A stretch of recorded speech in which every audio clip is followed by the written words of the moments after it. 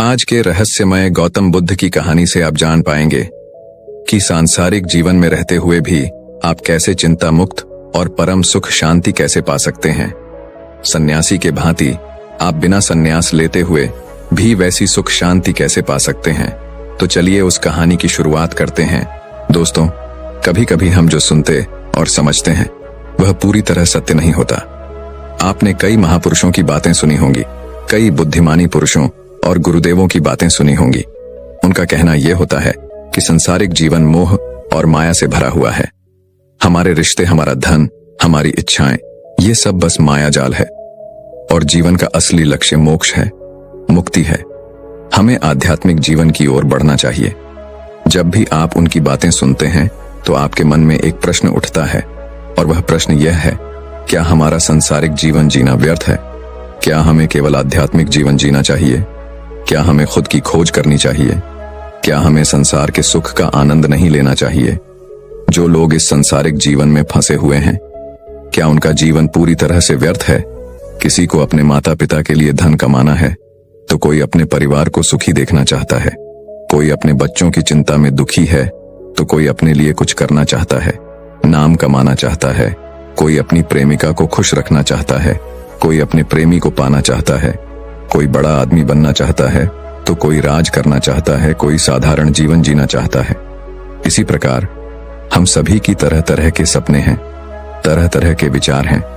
हम सभी को अपने जीवन में कुछ ना कुछ तो चाहिए ही, परंतु ये सभी बुद्ध पुरुष जब हमारे सामने आते हैं तो हमारे इन सपनों को तोड़ मरोड़ के रख देते हैं। जब कहते हैं कि संसारिक जीवन व्यर्थ है और खुद को जानो, खुद को पहचानो, आध्यात्मिकता की राह पर चलो, तब उस वक्त हमारे मन में, हमारे मस्तिष्क में तरह तरह के विचार उत्पन्न होने लगते हैं। तब हमें यह समझ नहीं आता कि आखिर हम सांसारिक जीवन जिए या फिर आध्यात्मिक जीवन, आखिर हम क्या करें। आपके साथ भी कभी ना कभी ऐसा तो हुआ ही होगा। क्या आपके भी मन में ऐसे कोई प्रश्न है? तो आप हमें कमेंट में जरूर बताइएगा। चलिए आगे बढ़ते हैं और इसके पीछे की वास्तविकता को जानते हैं और इन सब के बीच हमें जीवन में संतुष्टि कैसे मिलेगी, हम पूरी तरह से खुश कैसे रह सकते हैं। क्या हमें सब कुछ छोड़कर एक बौद्ध भिक्षु की तरह सब कुछ त्याग कर आनंद मिलेगा? हमारे रिश्ते, पैसा कमाने की इच्छाएं, परिवार के साथ संबंध, हमारे दोस्त, क्या यह कुछ मायने नहीं रखते? दोस्तों, वास्तविकता तो यही है कि आप उन बुद्ध पुरुषों की बातों को अच्छी तरह से समझ ही नहीं पा रहे, क्योंकि वह कहना कुछ और चाहते हैं और आप उनकी बातों का मतलब कुछ और ही निकाल रहे हैं। आप उनकी बातों से कुछ और ही समझ रहे हैं। महात्मा बुद्ध खुद ही कहते थे कि उन्हें गरीबी पसंद नहीं है। वे यह कहते थे कि आपको सफलता प्राप्त करने के लिए आर्थिक रूप से सक्षम बनना आवश्यक है। इसका मतलब है कि जब तक आप गरीब हैं और आपके पास आर्थिक साधनों की सामग्री नहीं है, तब तक आप अपने आत्मा की खोज में आगे नहीं बढ़ सकते। और ठीक उसी के विपरीत संपन्नता और अमीर होना भी आपके आध्यात्मिक मार्ग की बाधा बन जाती है। कई महापुरुषों ने, कई बौद्ध पुरुषों ने अपनी बातें बहुत ही सीधी और सरल भाषा में कही है, लेकिन हम सभी उन बातों का अर्थ कुछ और ही निकाल बैठते हैं। हम सभी उनकी बातों को समझ नहीं पाते, क्योंकि उनकी बातें रोजमर्रा की जिंदगी से बिल्कुल अलग होती है। वे लोग कहना तो कुछ और चाहते हैं, लेकिन हम में से ज्यादातर लोग उनकी बातों का मतलब कुछ और ही निकाल लेते हैं और उसे अपने जीवन में उतार कर हम अपना पूरा जीवन पूरी तरह से बर्बाद कर लेते हैं। चलिए इस कहानी के माध्यम से समझते हैं। एक बार की बात है, महात्मा बुद्ध नगर वासियों को उपदेश दे रहे थे। महात्मा बुद्ध कह रहे थे कि संसार के माया जाल में मत फंसो, संसार से ऊपर उठो। संसार से ऊपर उठकर ही तुम संसार को जी सकते हो। संसार में जो फंस गया, जिसने अपनी बुद्धि का इस्तेमाल नहीं किया, वह व्यक्ति जो समय पर अच्छे कर्म नहीं करता और बुरे कामों में जुट जाता है, वह आने वाले समय में बड़े दुखों का सामना कर सकता है, क्योंकि उसके बुरे कर्म ही उसके दुखों का कारण बनेंगे। इसलिए आप सभी इस संसार की मोह माया अर्थात इच्छा, लालच, क्रोध इत्यादि को ध्यान पूर्वक देखते हुए अपने कर्म करें। इतना कहकर महात्मा बुद्ध ने अपना उपदेश समाप्त किया और वहां से चले गए। महात्मा बुद्ध जब ये उपदेश दे रहे थे तो वहां पर उस नगर का सबसे धनी व्यक्ति वहीं पर मौजूद था और उस व्यक्ति पर महात्मा बुद्ध की बातों का बहुत गहरा असर पड़ा। उसका मन अब संसारी जीवन में नहीं लगता था। वह संसारी जीवन से हटने लगा था। अब उसे अपना सब कुछ किया हुआ व्यर्थ नजर आने लगा था। देखते ही देखते कुछ ही सालों में उसका सारा व्यापार चौपट होने लगा था। उस धनी व्यापारी के परिवार के सभी सदस्य उसे इस तरह से देखकर बहुत चिंतित रहने लगे थे, और जब भी कोई उससे बात करने की कोशिश करता था तो वह धनी व्यापारी एक ही बात कहता, ये धन दौलत तो सब बेकार की चीजें हैं, ये सब तो मोह माया है, सब बेकार है। भला हम रिश्ते निभाकर क्या करेंगे? ये सब तो वासना है। जीवन तो केवल एक ही है और वह है मुक्ति। अब तो केवल उसी की प्यास है। इतना समझ चुका हूं कि अब से जो भी होगा वह सब अच्छा होगा। अब से उसने व्यापार पर भी ध्यान देना बिल्कुल बंद कर दिया था, और देखते ही देखते वह धनी व्यापारी उस नगर का सबसे गरीब व्यक्ति बन चुका था। वह पूरी तरह से निर्धन हो चुका था, उसका सब कुछ बर्बाद हो चुका था और उसका पूरा परिवार सड़क पर आ गया था। एक दिन जब उसके घर में खाने के लिए कुछ नहीं बचा तो उसने अपने आप से कहा, ये मैंने क्या कर दिया? सब कुछ तो बहुत अच्छा चल रहा था, लेकिन मैंने अपने हाथों से ही सब कुछ बर्बाद कर दिया। आज मेरे परिवार का हर एक सदस्य भूखा है, उनके पास खाने के लिए कुछ नहीं और मैं उनके लिए कुछ नहीं कर पा रहा। वह यह सब सोच ही रहा था कि तभी उसे याद आया कि उसने महात्मा बुद्ध की बातों में आकर अपना जीवन बर्बाद कर लिया। ना तो उसे मुक्ति मिली और ना ही धन। वह सोच रहा था, मैं तो कहीं का नहीं रहा। थोड़े थोड़े भोजन के लिए भी आज मुझे रोज मरना पड़ता है। हर रोज मुझे मेहनत करनी पड़ती है, तब जाकर मेरे परिवार को 2 वक्त की रोटी मिल पाती है। अपने परिवार की इस तरह से बुरी हालत देखकर उससे रहा नहीं गया। वह बहुत चिंतित रहने लगा था, वह बहुत परेशान हो चुका था। एक दिन वह अपने घर से भाग गया। रास्ते में जब वह आगे बढ़ रहा था तब उसके मन में ख्याल आया कि वह कहां जाएगा, किससे मदद मांगेगा, आखिर अब उसका साथ कौन देगा। तभी उसे याद आया कि उसे महात्मा बुद्ध के पास ही जाना चाहिए, क्योंकि बुद्ध के कारण ही आज उसकी यह हालत है। उसके हालात के जिम्मेदार तो वही है। मैं तो सीधा सीधा अपने मार्ग पर जा रहा था, लगातार अपने व्यापार में उन्नति कर रहा था, लेकिन जब से मैंने उनकी बातें सुनी तब से मेरा मन विचलित हो गया। मुझे समझ नहीं आया कि मैं जो जीवन जी रहा हूं क्या वह सत्य है या फिर जो वह जीवन जी रहे वह सत्य है। उनकी चिकनी चुपड़ी बातों में आकर मैंने अपना सब कुछ बर्बाद कर दिया। मेरे हालात के जिम्मेदार तो वही हैं, इसीलिए मुझे उनके पास ही जाना चाहिए। अपने मन में क्रोध लिए 2 दिनों की लंबी यात्रा करके महात्मा बुद्ध के पास पहुंचा और क्रोध में आकर महात्मा बुद्ध से कहता है, हे बुद्ध, आपको कोई ज्ञान नहीं आपने सत्य की प्राप्ति की है। आप तो केवल भोले भाले लोगों को हंसाना जानते हैं, अपनी चिकनी चुपड़ी बातों में उन्हें बहलाना जानते हैं। आप लोगों के सीधेपन का फायदा उठाकर अपनी प्रसिद्धि और अपनी प्रशंसा करवाते हैं। आप हमें ऐसे सपने दिखाते हैं जो कभी पूरे नहीं हो सकते। मैं भी ऐसा ही एक सीधा साधा व्यक्ति था और मैं उस नगर का सबसे बड़ा धनी व्यक्ति था। आपसे मिलने से पहले सब कुछ ठीक चल रहा था। मेरे पास धन की कोई कमी नहीं थी, सारे ऐशो आराम थे, सारी सुख सुविधाएं थीं। लेकिन जब से मैंने आपका उपदेश सुना मैं आपसे इतना प्रभावित हो गया कि मैंने आपकी बातों को ही मानना शुरू कर दिया और वो सारी चीजें छोड़ दी जो मुझे संसारी जीवन से जोड़ दी थी। अर्थात संसार की सारी मोह माया मैंने त्याग दी। और आज देखिए, आपकी वजह से मेरा पूरा परिवार भिखारी बन चुका है। वह छोटी सी कुटिया में रहता है, यहाँ तक कि रोज के खाने के लिए भी हमें तिल तिल मरना पड़ता है। आपकी वजह से मैं पूरी तरह से बर्बाद हो चुका हूँ। उस व्यक्ति के इतना कहने के बाद महात्मा बुद्ध शांति से मुस्कुराते हुए उस व्यक्ति से कहते हैं, आखिर तुम्हारे साथ क्या हुआ है और तुमने मेरी बातों का क्या मतलब निकाला? इस पर वह व्यक्ति महात्मा बुद्ध को सारी बातें बता देता है। आप कहते हैं कि धन दौलत की इच्छा करना, यह कामना, यह वासना से बुरी है। आप सांसारिक जीवन को बुरा कहते हैं और खुद इस संसार में आकर भिक्षा मांगते हैं। आप आध्यात्मिक जीवन को अच्छा बताते हैं, किंतु मेरा एक प्रश्न है, इस आध्यात्मिक जीवन से हमें क्या मिलता है? इससे हमें क्या लाभ? आपने कहा था कि हमें आध्यात्मिक जीवन से सुख प्राप्त होता है, लेकिन मैंने तो जब से आध्यात्मिक जीवन अपनाया है तब से मुझे केवल दुख ही दुख मिला है। यहां तक कि मेरे पास जो कुछ भी था वह भी सब मैं खो बैठा हूं। आप लोगों को झूठा सुख दिखाकर उन्हें अंधकार में ढकेल देते हैं। क्या यह वास्तविकता नहीं है? इस पर महात्मा बुद्ध मुस्कुराते हुए उस व्यक्ति से कहते हैं, बेटा, तुम बहुत दूर से आए हो, अभी तुम विश्राम कर, रात को आकर मैं तुम्हें तुम्हारे सभी प्रश्नों का जवाब दे दूंगा। पहले तो उस व्यक्ति ने इनकार किया, लेकिन महात्मा बुद्ध के आग्रह पर वह व्यक्ति महात्मा बुद्ध की बात मान गया और आश्रम में जाकर विश्राम करने लगा। रात्रि के बाद महात्मा बुद्ध उस व्यक्ति के पास आए और कहा, बेटा, मैंने एक व्यक्ति की बात सुनी।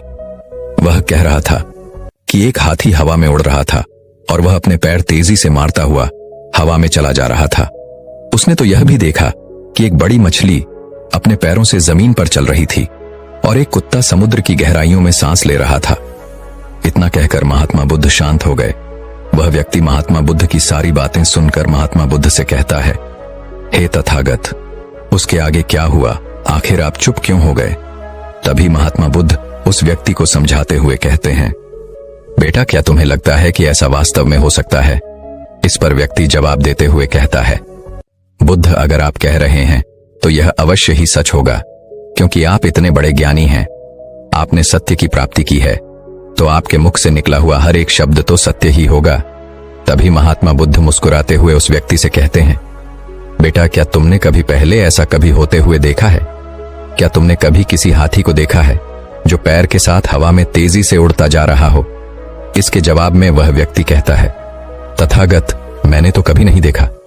तभी महात्मा बुद्ध कहते हैं, तुमने मुझसे प्रश्न क्यों नहीं किया कि आखिर वह हाथी आकाश में कैसे उड़ सकता है? इसके जवाब में व्यक्ति कहता है तथागत, आपके मुख से सुनकर मुझे ऐसा लगा कि मानो वह सत्य हो, और आप कह रहे हैं तो यह सत्य ही होगा, इसीलिए मैंने आपसे एक भी बार प्रश्न नहीं किया। तभी महात्मा बुद्ध उस व्यक्ति को समझाते हुए कहते हैं, कभी किसी की बातों पर मत जाना, बल्कि खुद विचार करो। स्वयं सोचो कि उस बात में कितनी सच्चाई है। जो व्यक्ति कह रहा है, क्या वह सच है? आखिर वह कहना क्या चाहता है? हो सकता है कि वह कुछ और कहना चाहता हो और तुम उसका अर्थ कुछ और ही निकाल रहे हो। कम से कम तुम्हें एक बार प्रश्न करके यह समझना तो चाहिए कि आखिर वह कहना क्या चाहता है। अगर तुम मुझसे पूछते कि आखिर वह हाथी हवा में कैसे उड़ सकता है, तो इसका जवाब मैं तुम्हें अवश्य देता। मैं तुम्हें ऐसा बताता कि एक छोटा सा बच्चा अपने खिलौनों के साथ खेल रहा है, वह हाथी को हवा में उड़ा रहा है और कुत्ते को पानी में डूबा रहा है, और रही बात मछली की, तो वह उसे जमीन पर चला रहा है। क्या ऐसा संभव नहीं हो सकता? इसके जवाब में व्यक्ति कहता है, हाँ, बिल्कुल ऐसा हो सकता है कि महात्मा बुद्ध उस व्यक्ति को कहते हैं। इसी प्रकार मैं कभी किसी को निर्धन या गरीब होने के लिए नहीं कहता। निर्धनता या गरीबी तुम्हारे विकास में बाधक बन जाती है, जिससे तुम और कुछ नहीं सोच पाते, ना ही कुछ समझ पाते हो। इन भिक्षुओं को देखो, जब इन्हें भोजन की आवश्यकता होती है तो यह भिक्षा मांगने के लिए निकल पड़ते हैं, लेकिन यह भिक्षा कहां से आती है?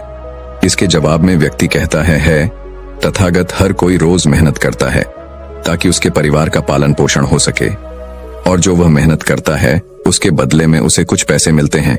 उन पैसों से भोजन खरीदता है और वही भोजन वह आपको भी सौंपता है, और वही से भिक्षा आती है। तभी महात्मा बुद्ध उस व्यक्ति से एक और प्रश्न करते हैं, बेटा, यह बात तो सत्य है, लेकिन तुम क्या मुझे यह बता सकते हो कि आखिर यह धन कहां से आता है? इसका जवाब देते हुए व्यक्ति कहता है, हे तथागत, धन तो सभी लोग अर्जित करते हैं, सभी कमाते हैं। तभी महात्मा बुद्ध इस व्यक्ति को समझाते हुए कहते हैं, ठीक इसी प्रकार दुनिया में यदि हर कोई भिक्षा मांगने लग जाए तो आखिर भोजन कहां से आएगा? अनाज कौन उगाएगा? व्यापार कौन करेगा? और लोगों की रक्षा के लिए धन कहां से इकट्ठा होगा? लोगों की जरूरतें कैसे पूरी होंगी? यह सुनकर व्यक्ति थोड़ा सा अचरज में पड़ गया और महात्मा बुद्ध से कहता है, किंतु हे तथागत, आप ही तो कहते हैं कि मनुष्य की इच्छा, कामना और वासना, लालच और क्रोध, ये सभी मनुष्य के विकार हैं और हमें इनसे दूर रहना चाहिए, तभी वह आत्मज्ञानी कहलाता है। तभी महात्मा बुद्ध कहते हैं, बेटा, मैं तो अभी भी यही कह रहा हूं कि मनुष्य को इन सब चीजों से दूर रहना चाहिए। इस पर व्यक्ति महात्मा बुद्ध की बात काटते हुए कहता है, हे तथागत, और दुनिया तो इसी पर चल रही है, इसके बिना भला यह संसार कैसे चल सकता है? हर किसी को पैसों की जरूरत है, बिना पैसों के वह अपने परिवार को नहीं चला सकता, वह अपने परिवार का पालन पोषण नहीं कर सकता, वह अपने परिवार के लिए भोजन नहीं ला सकता, और यदि वह पैसे नहीं कमाएगा तो वह भूखा मर जाएगा। तभी महात्मा बुद्ध कहते हैं, बेटा, यह संसार इन चीजों से नहीं चल रहा, इन चीजों से बिगड़ रहा है। इस पर व्यक्ति कहता है, हे तथागत, आखिर आप क्या कहना चाहते हैं?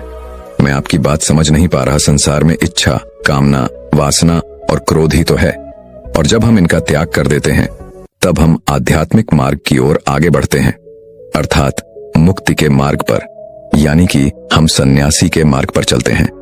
इस पर महात्मा बुद्ध जवाब देते हुए कहते हैं, बेटा, तुमने जो कुछ कहा वह भी एक बहुत बड़ा सत्य है। इच्छा, कामना, वासना और क्रोध ऐसे ही बुरी भावनाओं को छोड़ देने से हम संसार छोड़कर सन्यासी हो जाते हैं, और इन्हीं सभी चीजों को छोड़कर भी हम संसार में जी सकते हैं, धन कमा सकते हैं, मान, पद, प्रतिष्ठा और सम्मान कमा सकते हैं, क्योंकि हम सब अपना कर्म ही तो कर रहे हैं। एक किसान खेती करता है, पर वह अपनी खेती बिना बुरी भावनाओं के भी कर सकता है। एक व्यापारी व्यापार करता है, और इस व्यापार में चीजों को यहां से वहां पहुंचाना होता है, और वह व्यापारी इन चीजों को बिना बुरी भावना के कर सकता है। ठीक उसी प्रकार एक राजा भी अपनी प्रजा की रक्षा करता है, और वह भी अपने कर्म बिना किसी बुरी भावना के कर सकता है। और एक भिक्षु इन सभी लोगों को सही प्रकार और सही कार्य करने के लिए मार्गदर्शन करते हैं। जो उस भिक्षु का कर्म है, जो उसका कार्य है, और जो व्यक्ति जागृत होकर अपने कर्मों का सही पालन करता है, वास्तविकता में वही सन्यासी है, वही भिक्षु है। क्योंकि हम जो भी कर्म कर रहे हैं वह हमारा इस संसार में रहने के लिए, जीवित होने के लिए, जीवन जीने के लिए केवल एक माध्यम मात्र ही है। उसे छोड़कर हम कुछ भी नहीं पा सकते। और हमारे सभी कर्म करते हुए हमारा मुख्य उद्देश्य जागृत होना है, खुद को पहचानना है, खुद को जानना है। एक बार यदि हमारे भीतर ज्ञान का उदय हो गया, तब हम चाहे जो भी करें, वह फिर संसारी हो या सन्यासी, सब एक ही होते हैं। इस पर व्यक्ति महात्मा बुद्ध से कहता है, हे बुद्ध, किंतु मैंने तो देखा है कि आप अपने संघ में उन लोगों को भी शामिल कर लेते हैं जो लोग अपने परिवार को छोड़कर आए, अपने माता पिता को छोड़कर आए हैं, अपने बीवी बच्चों को छोड़कर आए हैं। क्या आप उनसे कभी यह कहते हैं कि जाकर अपनी जिम्मेदारियां पूरी करो, जाओ अपनी जिम्मेदारियां संभालो और धन कमाओ, और वहीं पर रहकर तुम आत्मज्ञान प्राप्त करो? उस व्यक्ति के प्रश्न का जवाब देते हुए महात्मा बुद्ध कहते हैं, भक्त, क्या तुम शांति को हवा में उड़ा सकते हो? इसके जवाब में वह व्यक्ति कहता है, नहीं, मैं नहीं उड़ा सकता। तभी महात्मा बुद्ध कहते हैं, केवल एक बच्चा ही हाथी को हवा में उड़ा सकता है। ठीक उसी प्रकार जिस व्यक्ति को जो बनना है वह तो वह बनकर ही रहेगा। जैसे किसी व्यक्ति को राजा बनना है तो वह राजा बनेगा, किसी व्यक्ति को व्यापारी बनना है तो वह व्यापारी बनेगा। ठीक इसी प्रकार यदि किसी व्यक्ति को आत्मज्ञान की प्राप्ति करनी है तो उसे सब कुछ तो त्यागना ही होगा। आगे महात्मा बुद्ध उस व्यक्ति से कहते हैं, बेटा, क्या तुम सब कुछ छोड़कर आत्मज्ञान के मार्ग पर आगे बढ़ते, या फिर तुम यह सोच रहे थे कि इस रास्ते पर चलकर जीवन आसान हो जाएगा? जो होगा सब अच्छा होगा, सब कुछ अपने आप ही मिलने लगेगा। मुझे तो कुछ करने की आवश्यकता ही नहीं पड़ेगी। सारे दुख दर्द सब कुछ समाप्त हो जाएगा और जीवन में चमत्कार होने लगेगा और अंत में मुक्ति भी मिल जाएगी। महात्मा बुद्ध की यह बात सुनकर उस व्यक्ति को अपनी गलती का एहसास हो गया। वह महात्मा बुद्ध के चरणों में गिर पड़ा और कहने लगा, हे तथागत, आप सत्य कहते हैं। मैंने तो कुछ ऐसा ही सोचा था। क्योंकि मेरा व्यापार सही नहीं चल रहा था तो मुझे लगा कि सब कुछ छोड़कर सब मिल जाएगा, मुझे कुछ करने की आवश्यकता ही नहीं पड़ेगी और मेरे सारे दुख दर्द हमेशा हमेशा के लिए खत्म हो जाएंगे और मैं आत्मज्ञान भी प्राप्त कर पाऊंगा। तभी महात्मा बुद्ध उस व्यक्ति से कहते हैं, बेटा, भिक्षु हो जाना कोई आसान बात नहीं है। इसके लिए सब कुछ त्यागना पड़ता है। एक एक चीज जिससे तुम बहुत प्रेम करते हो, वह सारी चीजें तुमसे एक एक करके दूर हो जाती हैं। तो क्या तुम भिक्षु बनने के लिए तैयार हो? क्या तुम सब कुछ छोड़कर अध्यात्म के मार्ग में आगे बढ़ना चाहते हो? इसके जवाब में व्यक्ति कहता है तथागत, मुझे मेरी गलती का एहसास हो चुका है। मुझे भिक्षु नहीं बनना, मैं तो व्यापारी ही ठीक हूं। मैं तो अपने संसारी जीवन में ही ठीक हूं। परंतु अब भी मेरे मन में एक प्रश्न शेष बचा है। अगर आपकी आज्ञा हो तो वह प्रश्न भी मैं आपसे पूछना चाहूंगा। तभी महात्मा बुद्ध उसे आज्ञा देते हैं। इस पर व्यक्ति कहता है, हे तथागत, आप ही तो कहते हैं कि धन नहीं कमाना चाहिए। पद, प्रतिष्ठा, अहंकार हमें दुख की ओर ले जाते हैं और संसार में यही तो है। और क्या है? यदि हमें संसारी जीवन जीना है तो हमें यह सब तो करना ही पड़ेगा। तभी महात्मा बुद्ध मुस्कुराते हुए उस व्यक्ति से कहते हैं, क्या तुम्हें भूख लगी है? इस पर व्यक्ति कहता है, हाँ तथागत, मुझे बहुत भूख लगी है। तभी महात्मा बुद्ध उस व्यक्ति को भोजन करवाते हैं। उसे भरपेट भोजन खिलाने के बाद महात्मा बुद्ध उस व्यक्ति से कहते हैं, लो और खाओ, यह सब तुम्हारे लिए ही है। इसके जवाब में वह व्यक्ति कहता है, तथागत, मैं पहले ही बहुत ज्यादा खा चुका हूं, अब मुझसे और नहीं खाया जाएगा। मेरे पेट में अब थोड़ी भी जगह नहीं रह गई है। यदि मैंने और अधिक खाया तो मेरा पेट दर्द करने लग जाएगा और फिर मुझे तरह तरह की परेशानियां होने लगेंगी। मैं परेशान हो जाऊंगा। तभी महात्मा बुद्ध मुस्कुराते हुए उस व्यक्ति से कहते हैं, बेटा, मैं भी तो तुम्हें यही समझाने का प्रयास कर रहा हूं कि जितनी जरूरत है उतना ही खाओ, उतना ही धन कमा, जितने की तुम्हें आवश्यकता है, क्योंकि हर चीज जब हद से ज्यादा हो जाती है तो वह नुकसान जरूर पहुंचाती है। फिर वह चाहे धन हो, चाहे इच्छा, चाहे लालच या फिर कामना या वासना, सब कुछ हद से ज्यादा आपको नुकसान ही पहुंचाएगा और यह सब आपको केवल दुख ही देंगे। इसलिए इन्हें नियंत्रण में रखना चाहिए। जितने की हमें आवश्यकता है उतना ही हमें चाहिए, और जब आप इसे नियंत्रण में रखते हैं तो यह कभी आपको दुख नहीं दे पाएगा। आप हमेशा सुखी रहोगे। आगे महात्मा बुद्ध उस व्यक्ति से कहते हैं, भंते, धन कमाना आवश्यक है, क्योंकि धन की कमी नहीं होनी चाहिए, भोजन की कमी नहीं होनी चाहिए, किसी भी कार्य को करने के लिए मन में इच्छा की कमी नहीं होनी चाहिए। लेकिन उसी के साथ में यह भी ध्यान रखना है कि इच्छा अत्यधिक भी नहीं होनी चाहिए। और मैं तुम्हें यही समझाने का प्रयास कर रहा हूं, मैं तुम्हें यही ज्ञान देने का प्रयास कर रहा हूं कि मध्य में रहो, ना कम ना ज्यादा। इसलिए जाओ और धन कमाओ, व्यापार करो, अपने कर्म से न केवल अपना बल्कि दूसरों का भला भी करो। जब तुम अपने किए के सांसारिक कार्यों से लोगों का भला करते हो, तब तुम में और किसी सन्यासी अर्थात किसी भिक्षु में कोई अंतर नहीं रह जाता। बस सभी के मार्ग अलग होते हैं, लेकिन मंजिल एक ही होती है और तुम कभी मार्ग से भटक ना जाओ। इसलिए ऐसे लोगों की संगत में रहना जो तुम्हें आत्मज्ञान के सीधे मार्ग पर ले चलें, जो सांसारिक जीवन से हटकर नए जीवन में प्रवेश करवाएं, क्योंकि वे लोग बुराइयों से लड़ने में तुम्हारी मदद करेंगे। तुम्हें ताकत मिलेगी और तुम लगातार बिना विचलित हुए आध्यात्मिक मार्ग पर लगातार आगे बढ़ते चले जाओगे। इतना कहकर महात्मा बुद्ध शांत हो गए। वह व्यक्ति महात्मा बुद्ध को प्रणाम करके कहता है, हे तथागत, आपकी शिक्षाएं तो बिल्कुल अलग हैं। आप जो कहते हैं उसके पीछे का अर्थ कुछ अलग ही होता है, बहुत सीधा और सरल, लेकिन हम उसे समझ नहीं पाते। आपके पास चमत्कार का आश्वासन नहीं है और आपके पास वह मार्ग है जिस मार्ग पर चलकर मैं अवश्य ही अध्यात्म को प्राप्त कर सकता हूं, जिससे मेरा और लोगों का सभी का भला होगा। हे तथागत, यह मेरी ही गलती थी कि मैंने आपकी बातों का गलत मतलब निकाला और एक व्यापारी होकर भी मैंने अपने कर्म को छोड़ दिया और यह सोचने लगा कि अब अपने आप ही सब कुछ होगा, सब कुछ अच्छा ही होगा। लेकिन यह सत्य है कि अपने आप कुछ नहीं होता। जब हम हाथ पैर चलाएंगे, काम करेंगे, कर्म करेंगे, तभी हमें फल मिलेगा। जब हम हाथ पैर मारना छोड़ देते हैं तो नदी का बहाव हमें अपने साथ बहा कर ले चला जाता है और तब हमारे हाथों में कुछ नहीं रह जाता। और यही मेरे साथ भी हुआ है। हे तथागत, आज से मैं आपको वचन देता हूं कि मैं अपना कर्म पूरी ईमानदारी के साथ करूंगा। आपके दिए हुए मार्ग पर मैं पूरी ईमानदारी से चलूंगा। मैं आपको वचन देता हूं कि मैं एक अच्छा व्यापारी और एक अच्छा इंसान बनकर रहूंगा। मैं आत्मज्ञान के मार्ग पर अपने कर्म करते हुए आगे बढ़ता रहूंगा। इतना कहकर वह व्यक्ति महात्मा बुद्ध को प्रणाम करके वहां से लौट गया।